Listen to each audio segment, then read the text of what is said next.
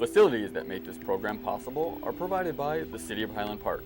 Programs are produced independently by members of the community.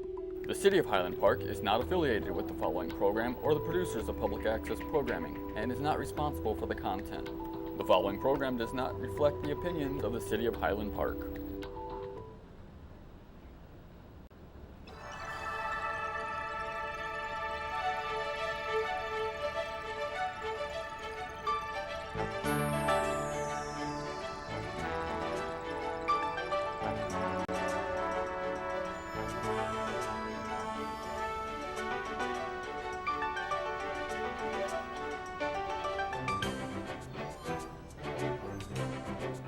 Hi, welcome to another edition of What's This Show For? FOR, Friends of Ron. I'm your host, Ron Levitsky. So there are these two old Jewish men on a deserted island. And when the captain came to rescue them, he said, how come there's only two of you, but there's three huts? And one of the Jewish men says, well, that hut's the synagogue I go to. The other hut is the synagogue my friend goes to. And the third hut is the synagogue that neither of us would go to.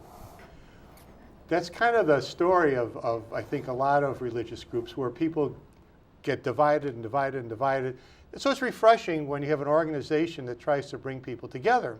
And we have one such today, the L'Chaim Center, right here in nearby Deerfield, with the leadership of Rabbi David Began. And we're delighted to have David Began with us today. So Rabbi, thanks so much for dropping by. Appreciate you coming. Thanks for having us. So your story, I guess everybody's story is interesting. And your story, I think, is especially so considering where you started from to where you ended up. So can you give us a little bit of your background? Sure. So I actually was born here in Highland Park, and I grew up in a home that was strongly identified Jewishly, but not observant, really. What do you mean by that, by identified? It was important to us to be Jewish. We connected, we saw ourselves as being Jewish, and we participated in the basic holidays. Israel mattered to us, the Jewish community. Most of my friends were Jewish growing up, but as far as observance goes, it was very minimal.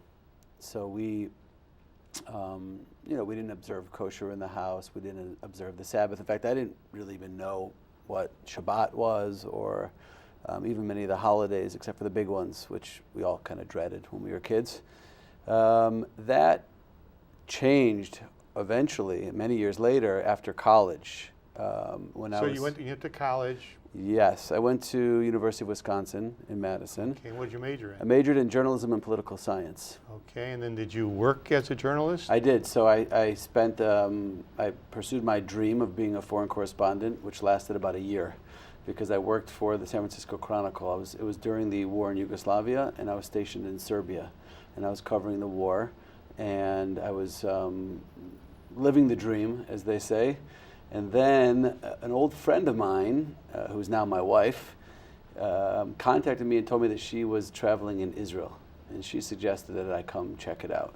So I thought I would go and check it out for 3 weeks. I took leave from my post in Serbia, and I went for 3 weeks, and that 3 weeks ended up being almost 9 years. So when I got to Israel in 1993, at the age of 23, I discovered there's a whole world and a whole level of depth and meaning and significance and relevance to Judaism that I never really had any clue existed. Now, was it just the very nature of being on Israeli soil, or were there some mentors or some other aspects of Israel that hit you that way? It's a good question. I had been to Israel before, so it wasn't the first time I was there. I was there when I was younger, when I was 16. I think it was a combination of things. I was at a certain stage in life where I was trying to figure out where I wanted to go and what I wanted to do with my life and where I wanted to put my energy, my creativity. I was introduced to certain teachers the types of teachers that I never really had in Sunday school, where they can present Judaism in a way that's compelling, intellectually, and inspiring, and really deep and powerful, and it's resonated with me in so many different areas of my life. So I was fascinated. This was not the Judaism I had grown up with, and I was curious enough to stick around for a week and a couple weeks and then a month. I kept calling my boss in San Francisco in the Chronicle And he eventually gave me an ultimatum. He said, either go back now or stay and become a rabbi. That's what he said. And he said, a little caveat, he said, if I were you, I'd stay and be a rabbi. How did your parents feel about this? That was a difficult adjustment. Initially, my parents, literally, they thought that I had been kidnapped by a cult. Hi, Mom, if you're watching this. And both my parents were very devastated at first because it was foreign to them.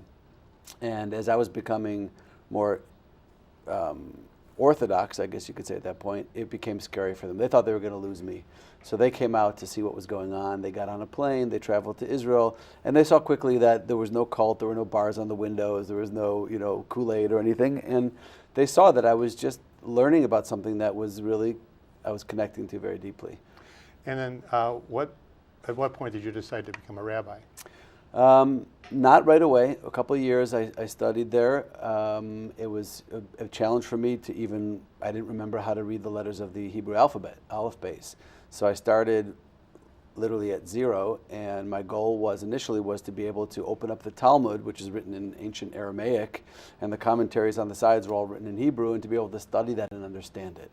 So that took a couple of years just plugging away day in, day out of hard work. At a certain point, I had the understanding or the realization that I kind of had a unique opportunity first as a communicator, as a journalist, as somebody who likes to communicate and generally finds effective and creative ways to communicate, that I could take what I had learned and what I had discovered as a passion for me as a young Jew, a young Jewish man, and translate that and communicate it to people who grew up like I did. So I realized that there was an opportunity for me to make a difference and do something meaningful. So probably about 2.5 years in, I made the decision that I wanted to be a rabbi. And you chose to be an Orthodox? I chose to be an Orthodox rabbi because it was the teachings and the entry, or that portal into the authenticity of the original texts, which really got me inspired. Going back to Maimonides or the texts from the Talmud, or things that were just really old and hadn't been changed, and to study them and to be able to understand them and then make them relevant and update them in relevant ways to myself and to people that I would be teaching. Now, did the young woman who eventually became your wife have any influence on you in this area? Oh, yes, she certainly did. She was the one who had the clarity in the beginning that this was certainly a lifestyle and an endeavor that was worth pursuing. And I was reluctant. She kind of pushed me kicking and screaming into my first class. And I took that class, and my eyes were opened, and I realized that it wasn't the Judaism that I'd grown up with. And I started studying, and all along she was encouraging me because she was becoming more observant. And as she was, we knew deep down inside that we were kind of destined to be together, and that we were going to end up in that direction, and we wanted to make a family together, and we wanted to be a home that was based on the values of Torah and Judaism. Okay, then so after you became a rabbi in Israel, then you came back here? So after about 9 years, so we came back in 2001, and we came originally to Deerfield, and that was our first job, my first job as a young rabbi. I was 31, and we had 3 kids. We have 5 children now, thank God, but the first 3 were born in Israel, the oldest 3. And 2 of them live there now. Again, my oldest is getting married, and she lives there, and my next oldest also lives there. And then we came back with 3 children and started working for an organization in Chicago that had hired us to be sort of an outreach center. So they set us up with a house in Deerfield, and we began teaching, connecting with individuals, families, just sort of sharing the joy, the beauty of Jewish wisdom with other people. And that is how it all started, really. And so then from that, how did you begin L'chaim? So it took a while of, things grown kind of organically, and we realized that as more and more people were connecting to us and benefiting from what we were offering and the teachings that we were providing people with, we saw there was a need. We saw there was a thirst, a desire for more connection, for more meaning, for a Judaism that was more relevant. And as our ranks kind of expanded, and as more and more people got involved, we realized that it was really time to sort of go off on our own and start our own organization. So we did that in 2008. We opened the doors of L'Chaim Center, not virtual doors, because it wasn't until 2014 that we actually opened our center in Deerfield. But for those initial years, we were teaching in people's homes in different facilities, and that just grew and it took off. And then we started offering Israel trips, and when people came with us to Israel, and they got a taste firsthand of the inspiration that we had seen, it was kind of contagious, and thankfully it's really expanded over the last several years. So if someone were to ask you, can you tell me in a sentence or two what the real purpose is of L'Chaim, how would you respond? So my wife and I strongly believe that Judaism is a journey. It's really it's a journey that's individual for each person. There are no two Jews that are the same. And going back to your story in the beginning about the the synagogues, one we pray in, one we wouldn't pray in. Everyone's at a different place in their journey. You can't really just sort of blanketly categorize Reform, Conservative, Orthodox. We don't see the world that way, and we don't think that it's constructive to see the world that way. We see the world as every single individual Jewish person is on a journey. And what we felt there was a need for was for there to be a place where a person can come in the doors and say, hey, I want to grow Jewishly, and here's where I'm at. And we embrace that, and we embrace people, and we say, great, we're here to help you wherever you are. I mean, my wife and I obviously now are Orthodox, but the overwhelming majority, 98% of the people that come to L'Chaim Center are not. Some are unaffiliated, some are conservative, some are Reform. Everybody comes and knows that wherever they are in their Jewish journey, we're going to meet them and we're going to take them to the next step. And that's why we felt there was a need for something like that. The sort of traditional synagogue model we felt was a little bit limited in its ability to reach people in a meaningful way where they're at. Let's talk a little bit about that, because I find that fascinating, because this area, as you well know, this area has lots and lots and lots of synagogues, so many. And when you look at synagogues, they also try to have outreach. They have all sorts of programs, all sorts of lectures and trips. But you decided not to have a congregation as a rabbi in a synagogue. Is there really that much of a difference between L'Chaim and a synagogue? I think there is a difference. When you are a synagogue, at some point you're going to declare whatever denomination you are, and that's going to create, whether it's legitimately or an illusion in people's minds that, well, I either fit that denomination or I don't. And for people who do, so they'll come, and for people who don't, they will choose somewhere else to go. And we really don't want to create that sort of distinction in anyone's mind. We want people to know that there's a place on the North Shore that you can go and you can learn. You can learn whether it's advanced, if you have advanced skills and you want to learn Talmud, great. If you want to learn the basic philosophy of Judaism, that's another thing that's available, and everything in between. We also feel that what L'Chaim Center offers people is an opportunity to have a personal relationship with the rabbi or the rebbitzin. And a lot of times the synagogues, thank God, they're well attended and their memberships are very high, but it creates a limitation on how intimately involved a person can become with the rabbi or the rebbitzin. And here by L'Chaim Center, I know every person, my wife knows everybody, we speak to them regularly on the phone. They get something that's a little bit more personal, and there's a sense of community there. And the truth is that services, religious services, is not really what most people want. Most people are looking for spiritual connection or community. So yeah, we offer the services because in order to live a Jewish life and experience Judaism, that has to be on the list of things that are available. But that's not the focus. The focus, that's one of the things that we offer, but the main focus is learning, community, growth. Okay. Is there a profile of the kind of person who would be going to L'Chaim on a kind of regular basis? No. Not one profile. There are, our goal is that everybody, every person who's seeking a Jewish connection is gonna walk in there and feel like L'Chaim Center is tailor-made for them. So we have a group of people that we would sort of call the empty nesters.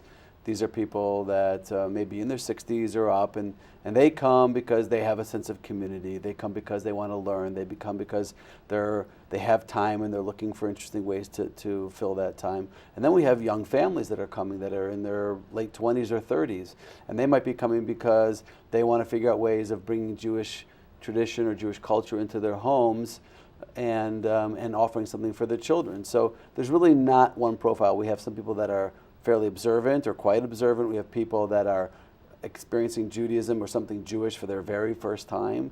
We have people that are not Jewish that come. So there's really no profile.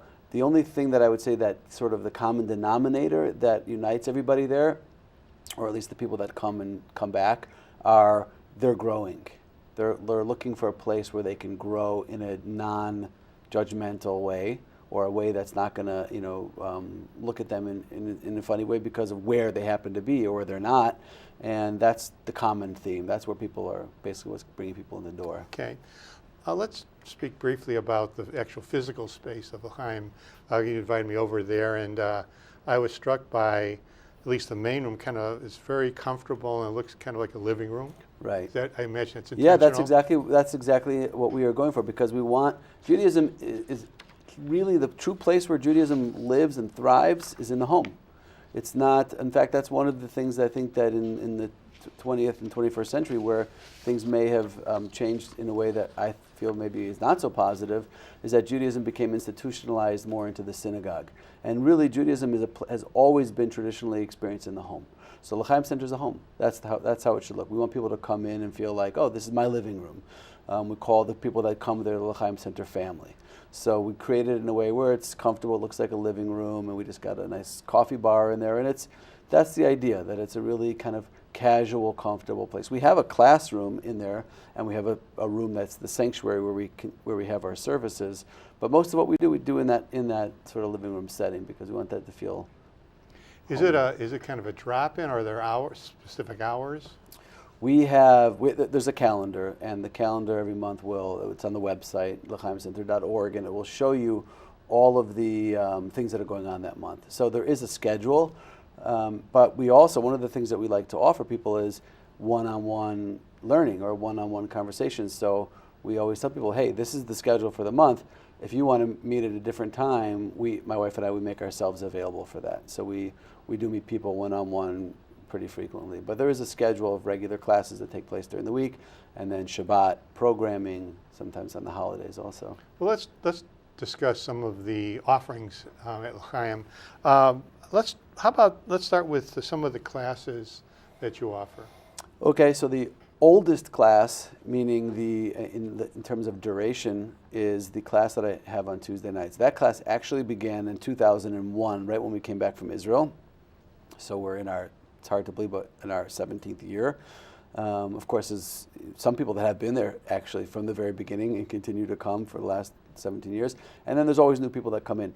That is, I would call, like a basic Judaism class. And the topics vary. A lot of times if the holidays are coming up, we'll address the holidays. Sometimes we'll study ethics. Sometimes what we're doing now, an interesting thing that we're working on now, is a long-term series called The Great Rabbis and Their Writings. So for 1 week, we will do a little biography about that particular thinker or great Jewish individual and the time that they lived in. And then for the next 2 or 3 weeks, we will actually sample their writings, study some of their writings together. So we do different things like that. We've studied, we did a series for a while once on stories that you learned in Sunday school. And then we would sort of break open those stories, Cain and Abel, or the Great Flood, or David and Goliath. What do those stories really mean? What do they mean to me? What do I take away from them to become a better person, to become a better father, a better husband, a better spouse? So when you have classes or discussions, I get a sense from you that the questions are open-ended, so that there's not necessarily one right Jewish answer, but maybe more questions that are prompted. Yeah. Well, you're right. And my realization very early on was that although I may have some wisdom to share, the people that are coming to the classes have possibly a great deal, if not more, wisdom to share, especially people that have more life experiences. So I will bring up a topic. The topic may be how do I reach my potential as a spiritual being? Or the topic might be, how do I, grow in my relationship with my children? Whatever the topic is, and I'll begin the conversation. But then I say to them, to whatever degree people are adding something to the conversation from their own experiences, that's what we're all going to benefit from. So yeah, we try to make it very much discussion oriented. No one wants to sit and listen to a lecture. It's boring, So I'm try sure not, yours aren't. Yeah, they probably are. I try not to lecture. And so, people are there. People can disagree respectfully with one another. Sure. Yeah. Of course, they're not invited back the next week. But. Any speakers? You have outside speakers coming? Yes, we do. Before I mention that, I'll just say in terms of the other classes that go on, because I got sidetracked, but my wife teaches on Thursday morning. She teaches a big open community class. It's called Musar, which is character development and growth through a Torah lens or through a lens of Judaism. And that's a very popular class. People really benefit from that. And then there's a whole bunch of other classes, but we do have speakers. We try to periodically bring in speakers, people that have interesting stories to tell, a life experience.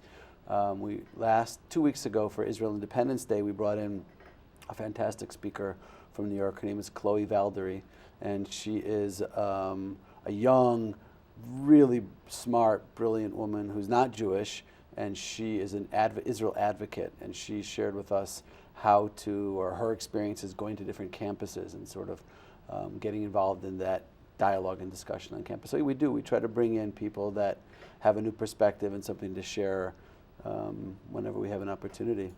And I noticed when we met earlier, there were some interesting classes that would certainly pique someone's curiosity, the Torah and tequila.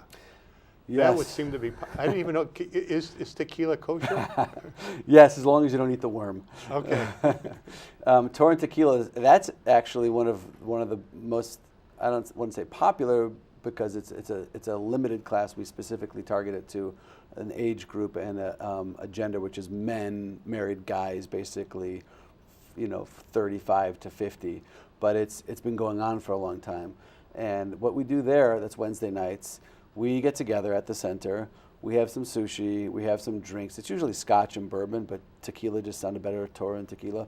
And we will have a discussion, a guided discussion about something that's going to be helpful and relevant to them as a father, again, as a husband, as a businessman, as an employer, as an employee. Those are great. Those are great discussions, and we all really enjoy those. Wednesday nights, every other Wednesday night.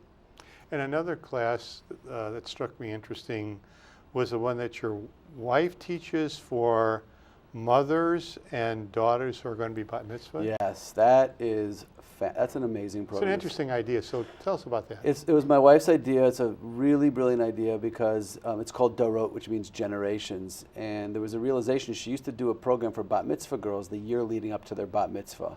And she would guide them in different things that are going to be helpful for them when they become young women and they go to high school, things about body image and how to self-esteem and these types of topics which are so critical for these girls as they go into this kind of crazy world of high school and learn how to navigate that. But my wife realized that it would be so much better if the moms were there too, because then a discussion would begin between the moms and the daughters that would continue well beyond the class. So she started that this year. She did it with her partner, Alana Bard, this fabulous woman who helped partner with my wife and created this program. And they created something really special. So they had, it was 10 sessions, I think, or maybe 8 sessions. Some of them were in a discussion setting. And then others, they went out. They went to the Holocaust Museum. They got paired, each girl got paired up with a girl who had perished in the Holocaust, who was around their age, and then they committed to do different mitzvot, lighting the candles or baking challah for that girl in her memory. They did a project where they went to one of the food bank centers and helped, packaging, and so it was a hands-on program. The girls benefited from it tremendously. Wonderful. Well, let's take a look at a few pictures as time is kind of winding down. I want to give people a sense. So we'll go through these quickly, but if you want to explain Yes. briefly. This was our last trip to Israel. Every year we take a men's trip. I bring 15 to 20 guys. My wife brings another trip of 35 women.